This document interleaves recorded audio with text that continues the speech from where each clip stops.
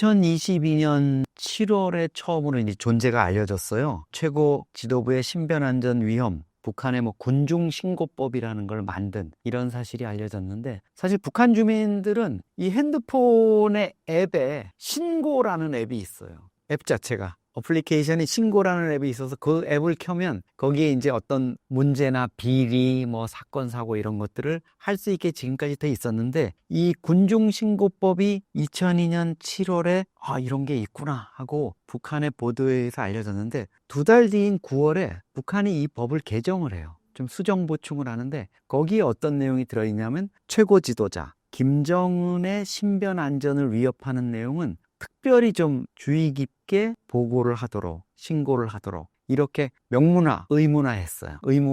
그래서 그거를 지키지 않으면 이제 처벌을 받을 수 있게 됐는데, 이거 자체는 역시 이제 북한 체제의 특성, 수령을 위해서, 그 한 명을 위해서 2,500만 주민들이 수호천사가 돼야 되는 이런 북한 체제의 어떤 특성을 담고 있는 거다, 이렇게 볼 수 있죠. 북한에서는 원래 이제 그 사상 교양이나 이런 시간에 서로 고발을 하게 돼 있어요. 우리는 지금 주 5일제가 대부분이지만 북한은 주 6일이거든요. 토요일 날도 근무를 해요. 근데 토요일 날 오전에는 9시부터 12시까지는 모든 직장이나 학교, 공장, 기업소, 군대 등에서 총화 시간을 운영해요.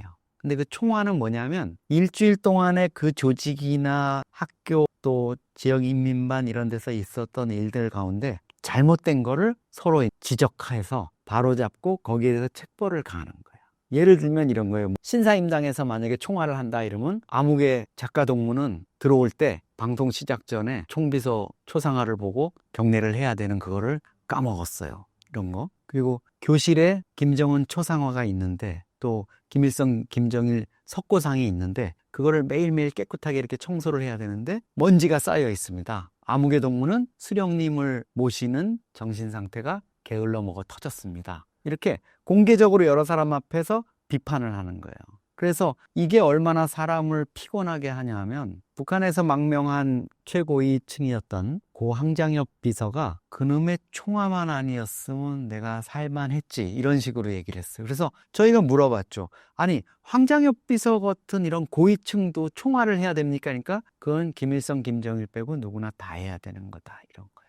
그런 시스템 하에서 서로 그런 총화 시간에 고소고발하고 상호 비판을 하는 거를 넘어서서 이제 모바일 시대가 열리면서는 언제 어디서나 즉각 고발을 할 수 있게, 어디 동상에 새가 날아가다가 새똥을 싸서 그대로 있는데 이 관리원이 치우지 않고 있습니다. 이런 건 이제 고발을 할 수 있는 거죠. 그런 앱까지 만들어서 북한 주민들한테 인터넷이나 다른 모든 것들은 차단하면서 그 모바일의 기능 중에서 이제 자기네들한테 필요한 것들은 적극적으로 만들어서 사용하고 있는 거죠. 황장엽 비서 얘기도 그거예요. 총화라는 게 이제 운영이 되다 보면 많은 사람들이 뭘 하나 하고 싶어도, 예를 들어서 이 커피를 한 잔 마시고 싶어도 녹화 중에 커피를 마셨다가는 또 나중에 작가나 PD 선생이 총화 때 동무는 한 번에 말끔하게 하지 못하고 중간에 커피를 마셔서 방송의 흐름을 깼습니다. 그러면 마시려가도 마시지 말자, 이렇게 되잖아요. 그러니까 모든 사람의 행동이나 의식이나 이런 것들이